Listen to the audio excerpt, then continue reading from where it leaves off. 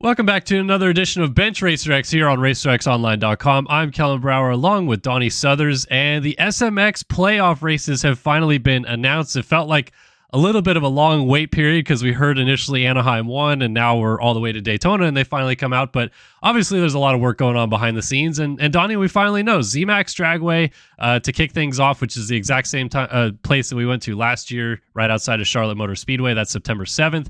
Then we go to Texas Motor Speedway for the second round on September 14th. And finally, we go back to Las Vegas for the Strip at Las Vegas finale. That is the drag racing track at the Las Vegas Motor Speedway, which is going to be kind of fun to see that as well. So, Donnie, first of all, initial reactions to seeing the playoff schedules announced and kind of what you thought about the venues that they chose to go with.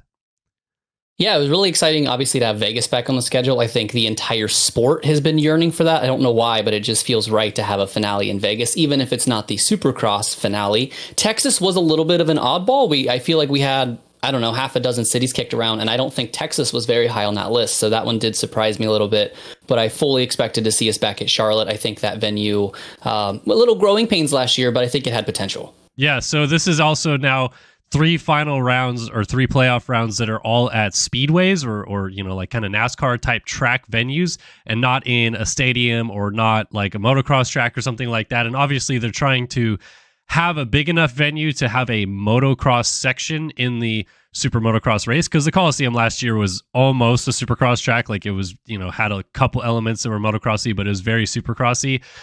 Do you think that this is the direction that we should keep going forward with SMX, is that we go to these kind of NASCAR facilities for the final rounds? Yeah, it makes sense. And I know a lot of people are disappointed that Atlanta Motor Speedway was removed from the Supercross schedule, and we'll touch on that in a little bit. But I like that the outside of Daytona, for obvious reasons, I like that SMX is going to have its own unique feel. We're going to go to these NASCAR tracks that are not on the normal schedule.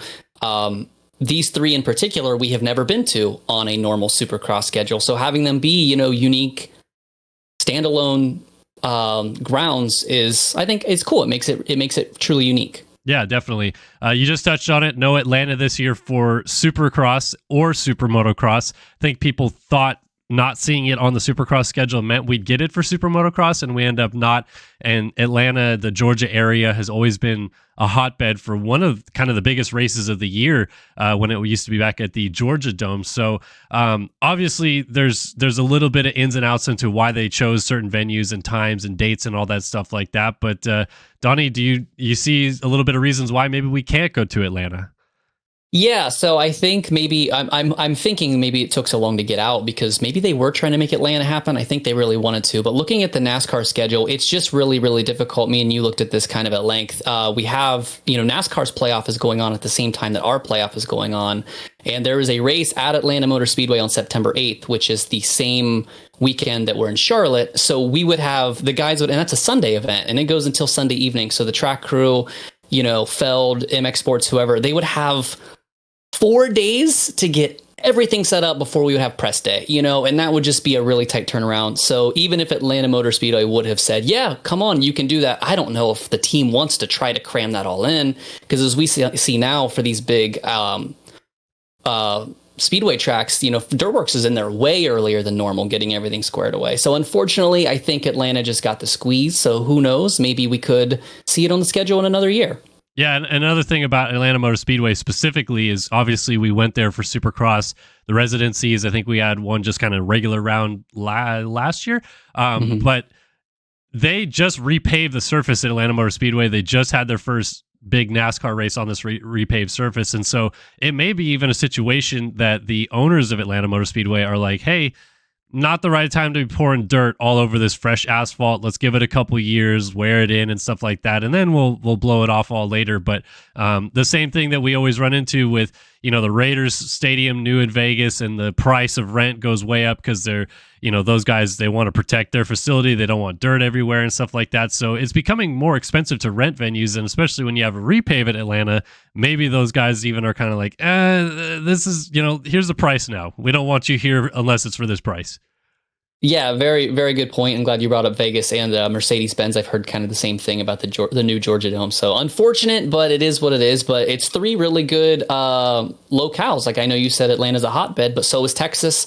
Vegas obviously has been yearning for, and I think Charlotte deserves a race. I think that area, we have a lot of fans come out to Nashville and stuff like that. So it'll be, I think, good turnouts for all three. Yeah, and this is the second year in a row that we've seen we start east and then we work towards the middle of the country and end west, which is the exact same thing we did last year, starting at ZMAX, and then we went to Chicagoland and ended at LA. Chicagoland was in the same time zone, I believe, it was Central Time, right? I think so 1 hour back, yeah. Yeah, so we had an East Coast in terms of time race, and then a Central Time, and then a West Coast race. So again, same thing. Starting at ZMAX, going to Texas Motor Speedway, and then ending at Vegas. Before we get into the Vegas side of things, Texas Motor Speedway, it's the first time we're going to go to this venue. We'd heard rumors of COTA, Circuit of the Americas, which is in Austin, Texas. In terms of Texas Motor Speedway as a venue, I think you and I both, kind of have seen NASCAR, IndyCar, and stuff like that there before. It seems like, again, kind of just, putting it like at Charlotte Motor Speedway or something like that, a very, 1.5 mile track. They'll probably use the tri-oval a little bit and extend the track out a little bit. So I think it's a cool place for them to go, right? Yeah, I agree. I think that's the perfect size for it. I feel like Daytona is almost those tracks that are, over the 2 mile mark. The straightaway is so much flatter that it feels like there's not as much infield space. So I think we can do more with Texas than what we see at like Atlanta and Daytona. Yeah, well, like you said, the Daytona one is always skewed because the tri-oval at Daytona is way smaller than you think it is, and it's way bigger at Atlanta and Texas because they have so much pit lane space and stuff like that. So that'll be fun. So we're ending at Las Vegas. Like we said, I think everybody kind of wanted to go back to Vegas. We haven't been to Sam Boyd Stadium since 2019 for Monster Energy Cup. So now we're back in Vegas 5 years later, and I think this is a general thumbs up. We're back at a place where the season should end. Yeah, and I'm glad that you said 5 years sounds ridiculous to say out loud. But I think that, and a lot of people I know that it felt like the Charlotte layout wasn't exactly compelling. I know a lot of people weren't a favor of the walls and things like that. But I think that the drag strip, if we can make it work long term, is a better option because you can kind of pack fans around because you have the, stands on both sides. They're a lot more closer than the Speedway stands are going to be. So I hope that Vegas works because it's probably the closest we're going to get to having a, football stadium style of viewing experience while also having endless length that we can make the track to really bring in those outdoor sections. It's going to be like straight rhythm maybe one time. We'll have a super long rhythm section. That'd be kind of fun.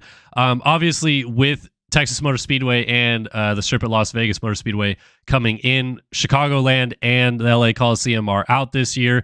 I think that was kind of known. I'd heard some rumblings at Chicagoland that this wasn't a long-term solution. It was a place that they wanted to try, and they were hoping to try some other options. And then the Coliseum, the obvious thing here is that it's right in the middle of USC's college football schedule. They were able to slide it in at a couple weekends last year because it was initially going to be a little bit later. They were able to move it up a little bit.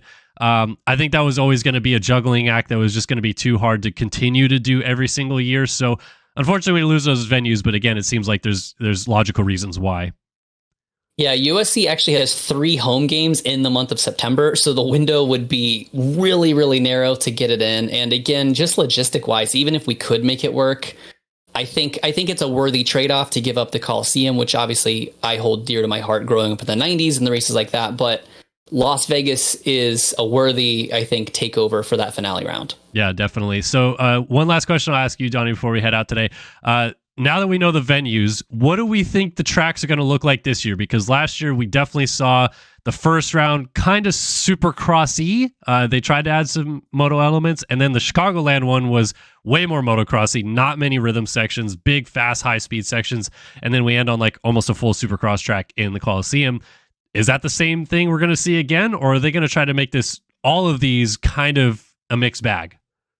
Yeah, I'm really disappointed we didn't get the track maps with the announcement. That would have been really cool because I feel like we had the track maps so early last year. But with that being said, I think we'll stick to the same. I think Charlotte will be very supercrossy. We'll see Texas be very outdoor. But I'm really excited to see what they do with Vegas because I think the track they did at the Coliseum was really cool. But like you said, it was very supercrossy with just a hint of some outdoor. So I would like to see at that venue, if they can go full bore, let's, unlimited dirt budget, do whatever you want, and maybe we get something really, really unique and rad. Yeah, I hope we have some chaos and some good tracks to follow here shortly. So that is the announcement here today. SMX playoff dates announced September 7th, 14th, and 21st.